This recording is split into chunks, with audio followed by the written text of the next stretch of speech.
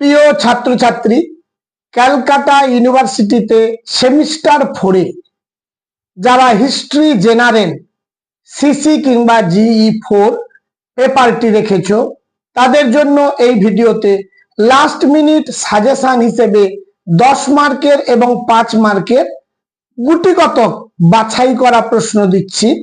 সেগুলোর মধ্যে তোমরা কমন অবশ্যই পাবে, এইটুকু বলতে পারি। যারা আমার চ্যানেলে নতুন তারা মনোজ স্যার কোচিং ভবানীপুর চ্যানেলটি সাবস্ক্রাইব করো, পাশের বেল আইকনটি ক্লিক করে রেখো, যাতে নতুন কোনো ভিডিও আপলোড করলে সঙ্গে সঙ্গে তুমি তার নোটিফিকেশন পেয়ে যাবে। তাহলে 10 মার্কের জন্য যে প্রশ্নগুলো তোমরা তৈরি করবে, একেবারে 100% আমি নিশ্চিত যে এই প্রশ্নটি আসবেই আসবে। একের দাগ, বাংলার শিক্ষা ও সমাজ সংস্কার আন্দোলনে রাজা রামমোহন রায়ের কৃতিত্ব আলোচনা করো। এই প্রশ্নটি একেবারে 100% ভাবে বললাম আসবেই আসবে। তোমরা তো সাজেশন অনুযায়ী তৈরি করেই ফেলেছো, তার মধ্যে তোমরা 1 নম্বর পজিশনে কিন্তু এই প্রশ্নটি রেখো। 2 নম্বর যে প্রশ্নটি একেবারে এসেই গেছে, 1857 সালের মহাবিদ্রোহের কারণ ও প্রকৃতি আলোচনা করো। Very very important. 3-এর দাগ, 1885 থেকে 1905 খ্রিস্টাব্দ পর্যন্ত ভারতের জাতীয় কংগ্রেসের কার্যাবলী আলোচনা করো। এই প্রশ্নটিও পরীক্ষাতে আসার দাবি রাখে, তাই ভালোভাবে প্রশ্নটি তৈরি করবে। এবং লাস্ট 10 মার্কের জন্য যে প্রশ্নটি তোমরা পড়বে, পলাশির যুদ্ধ থেকে দেওয়ানি লাভ পর্যন্ত ইংরেজি ইস্ট ইন্ডিয়া কোম্পানির আধিপত্য সম্পর্কে আলোচনা করো।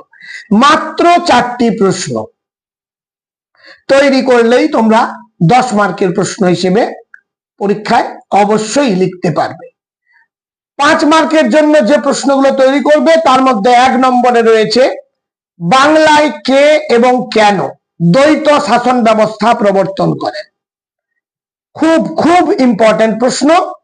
2-এর দাগ, পলাশির লুণ্ঠন বলতে কি বোঝো? এই প্রশ্নটিও ভেরি ভেরি ইম্পর্টেন্ট। প্রথম প্রশ্নটি ভালোভাবে তৈরি করে দ্বিতীয়টি অতি অবশ্যই, কারণ দুটো প্রশ্ন তোমরা কমন পাবেই পাবে। 3 নম্বর প্রশ্নটিও সমানভাবে গুরুত্বপূর্ণ।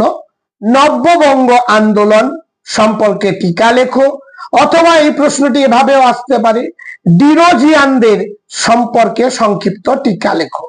একই প্রশ্ন, ইম্পর্টেন্ট খুব। 4 নম্বর প্রশ্ন, তৃতীয় পানিপথের যুদ্ধের কারণ ও গুরুত্ব আলোচনা করো। এবং লাস্ট প্রশ্ন 5 মার্কের জন্য, 1935 সালের ভারত শাসন আইনের সম্পর্কে সংক্ষিপ্ত টিকা লেখো। এই মাত্র 5 মার্কের 5টি এবং 10 মার্কের 4টি প্রশ্ন লাস্ট মিনিট সাজেশন হিসেবে দিলাম। তোমরা পরীক্ষায় এসে দেখবে প্রতিটি প্রশ্ন কমন পেয়েছো। আর সবশেষে মনোজ স্যার কোচিং ভবানীপুর চ্যানেলটি সাবস্ক্রাইব করে এইভাবে আমার পাশে থেকো। আমি উৎসাহিত হয়ে তোমাদের এইভাবে সাজেশন দিয়েই যাব। আজ তাহলে এই পর্যন্ত।